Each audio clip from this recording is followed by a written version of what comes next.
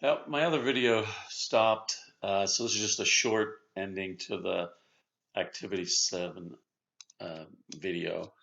So again, this will just be 5 minutes or so on this very last part. So it said create 3D design in CalcPlot 3D using parametric equations, and then we want to list functions. And so for classroom assignment 4, we're going to go into CalcPlot 3D and use those types of functions to create some designs. And so I give you a place here to kind of start. And so I'm going to move this over out of the way, and hopefully I won't mess up this again by moving this. I'm going to leave it there.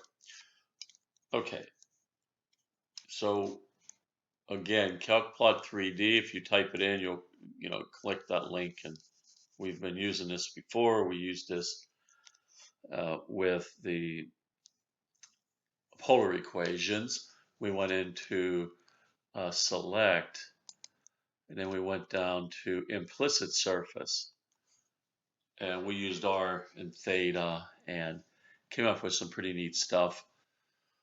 And again, here's your point x, y, z. If you wanted to use the Cartesian coordinate x, y, z plane, that's an option. You can write it in a function form where z is a function of x and y. And so those are all things we've talked about before.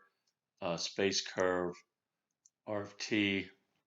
We didn't talk about vector fields, but points. And again, vectors, you talk a lot about vectors with an XYZ with a vector motion or movement vector.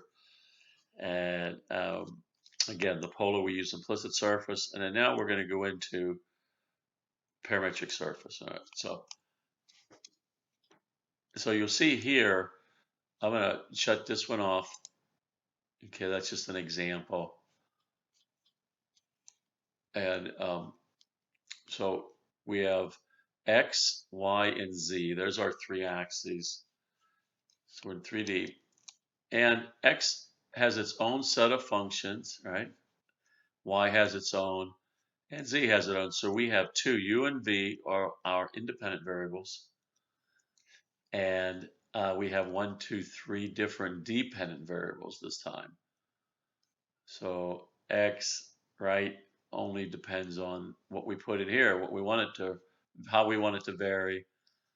Y, we put in here how we want it to vary independently of X, and Z, we put in here and how we want it to vary independent of X and Y, right? And then we can set our limits, number of steps, and so on. But for now, I just want to go in here and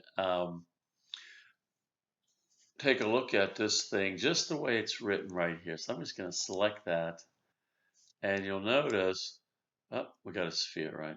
We got a sphere. Okay. So it's a little different, right? We with the other function, we had just x was equal to a plus b cosine theta, and y was equal to b plus r times sine of t. Actually, we weren't using theta, but so we can get three-dimensional spheres and things like that, and we can create all the same designs as you can create with like polar and rectangular coordinates. We can do more with that. So I'm going to go in and change this 0.5.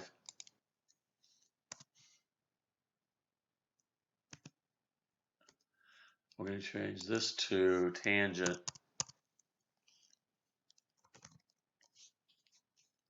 And we'll put a 0.5 in front of that also.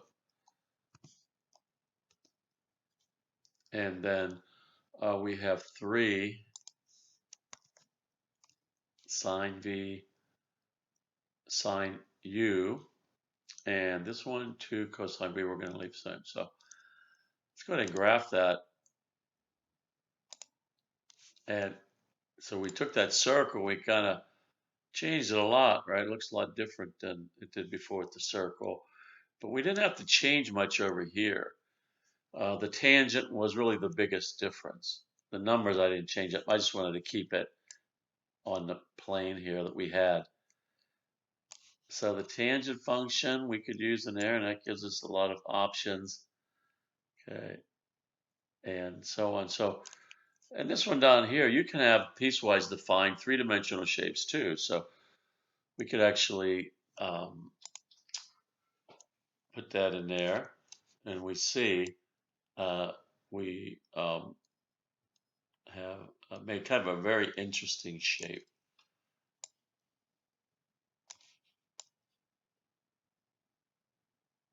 Now this would be very difficult to do with polar coordinates, with the Cartesian coordinate plane, to try to manufacture this image. Much, much more difficult than just these simple trig functions.